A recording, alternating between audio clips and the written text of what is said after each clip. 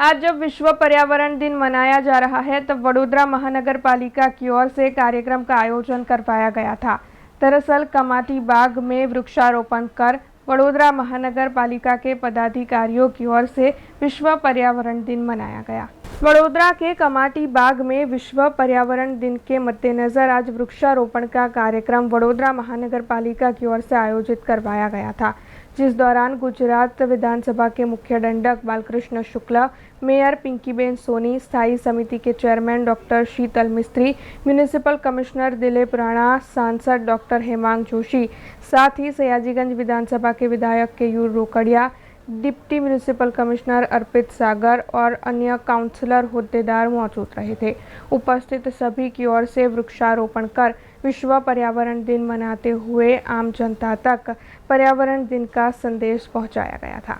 आज विश्व पर्यावरण दिवस निमित्ते वडोदरा महानगरपालिका द्वारा सयाजी गार्डन में बुद्धा बांबू द्वारा एक आखी बॉर्डरનું વૃક્ષારોપણ કરી અને આયોજન કરવામાં આવ્યું।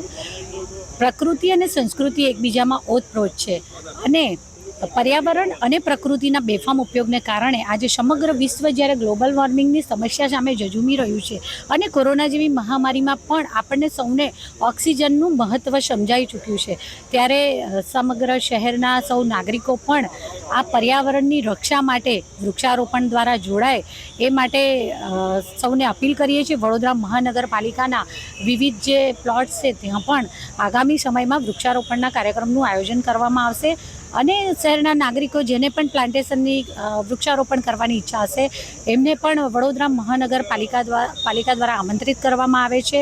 આપણા પુરાણોમાં અને શાસ્ત્રોમાં પણ ગૌરી વ્રત કે જેમાં બાળક ખૂબ નાની વયથી આ પર્યાવરણ સાથે જોડાય એને એનું રોપણ કરવાથી લઈ અને જ્યારે એનું અમુક થાય ત્યાં સુધી એની પછી પૂજા કરવી, સાથે સાથે નવરાત્રિમાં પણ જવારા રોપી અને એની પૂજા કરવામાં આવે છે।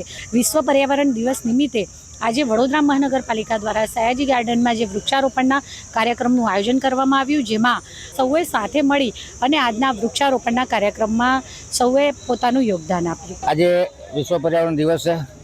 દુનિયામાં ગ્લોબલ વોર્મિંગની ચિંતા થઈ રહી છે, ત્યારે વૃક્ષ આપણું જતન કરી શકે એ ધ્યેયથી વડોદરા મહાનગર કોર્પોરેશન દ્વારા આજે સયાજી ગાર્ડન શંકર ગાર્ડનની સામે જે નવું પ્લેગ્રાઉન્ડ બનાવ્યું છે ત્યાં એક ટ્રી પ્લાન્ટેશન ડ્રાઈવનું આયોજન કરવામાં આવ્યું છે। તે બુદ્ધા બાંબુ લગભગ 50 કરતાં વધુ વાવી અને એક બાયો ફેન્સિંગ કે આ ઝાડ 12 ફૂટ જેટલા ઉગતા હોય છે, ખૂબ સુંદર દેખાતા હોય છે। એની સામે જ ખૂબ અદ્યતન પ્રકારનું ચિલ્ડ્રન પ્લે એરિયા બનાવવામાં આવ્યો છે, જે વડોદરા કોર્પોરેશન સયાજી ગાર્ડન પર વિશેષ ધ્યાન આપી રહી છે। વિશ્વ પર્યાવરણ દિવસ નિમિત્તે વડોદરાના અલગ અલગ એરિયા, ખાસ કરીને ગોત્રી ગાર્ડનના પાર્કમાં, કમલાનગર પાર્કમાં, મહાવીર 4 રસ્તા પાસે પ્લાન્ટેશન કરી અને પ્લાન્ટેશન ડ્રાઈવની શરૂઆત કરવામાં આવી છે। આવનારા સમયમાં ચોમાસું બેસનાર છે, ત્યારે વરસાદની સિઝનમાં પ્લાન્ટનો સર્વાઈવલ રેટ સારો હોય છે। આથી આપના માધ્યમથી તમામ નાગરિકો, તમામ એનજીઓને અપીલ કરું છું કે વડોદરા શહેર પાસે ઘણા બધા ગ્રીન બેલ્ટ છે, ઘણા બધા ગાર્ડન ડેવલપિંગ થઈ રહ્યા છે, 100 કરતાં વધુ ગાર્ડનોના ડેવલપમેન્ટ ચાલી રહ્યા છે। તો આવો આપણે સૌ ભેગા થઈ અને વૃક્ષો વાવીએ અને વડોદરાને વધુ ગ્રીન બનાવીએ। આજે વડોદરાની ધરતીમાં 17.2% જેટલા એરિયા પર વૃક્ષો છે।